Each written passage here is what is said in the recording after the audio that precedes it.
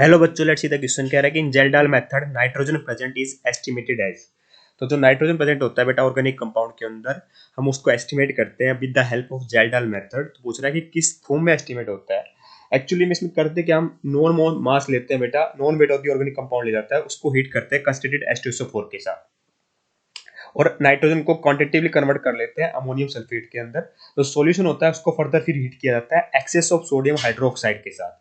तो जो यहाँ से अमोनिया गैस इवॉल्व होती है उसको पास किया जाता है एक known but excess volume of standard acid, generally H2SO4 या फिर एसिड लिया जाता है।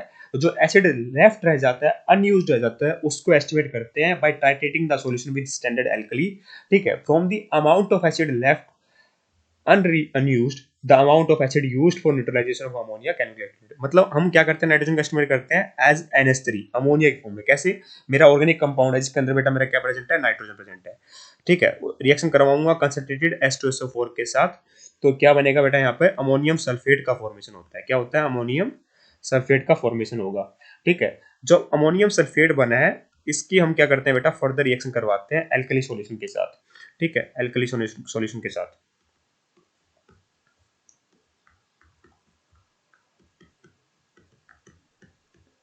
ठीक है, और इसको हीट करते हैं। ठीक है, तो यहाँ पे क्या मिलता है हमें, Na2SO4 का फॉर्मेशन होता है, साथ में अमोनिया गैस इवोल्व होती है। जो ये अमोनिया गैस इवोल्व हुई है ना, इसकी हेल्प से ही हम पता करते हैं कि हमारा नाइट्रोजन कितना होगा ऑर्गेनिक कंपाउंड में के अंदर। ठीक है, क्योंकि इस जो अमोनिया गैस इवोल्व हुई है इसको फर्दर रिएक्शन किसके साथ कराऊंगा मैं, H2SO4 के साथ करवाऊंगा। ठीक है, तो यहाँ से फिर से क्या मिलेगा मुझे, अमोनियम सल्फेट मिल रहा होगा। ठीक है, और या फिर आप एच के साथ रिएक्ट करा लो।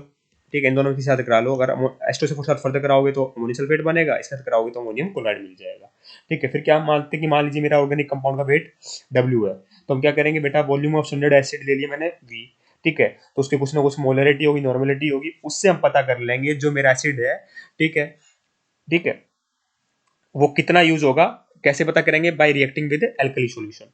ठीक है, जो हमारा एसिड वॉल्यूम रह जाएगी एसिड की, जो न्यूट्रलाइजेशन के लिए रह जाएगी, लेफ्ट रह जाएगी बेटा, उससे हम पता कर लेंगे कितनी अमोनिया गैस हमारी इवॉल्व हो रही है, और अमोनिया गैस जितनी इवॉल्व होगी उससे पता कर लेंगे हमारा परसेंटेज ऑफ नाइट्रोजन कितना है। ठीक है, इस बात का अपने को ध्यान यहाँ पर रखना है। ठीक है, तो हमारा आंसर क्या आएगा, ऑप्शन नंबर 2 आएगा। मेन फोकस किस में करना था कि अमोनिया की फॉर्म में इसको एस्टिमेट किया जाता है, ना कि नाइट्रोजन गैस की फॉर्म में, ना NO2 की फॉर्म में। I hope you got the answer. Option number 2 is perfectly correct here. Thank you so much.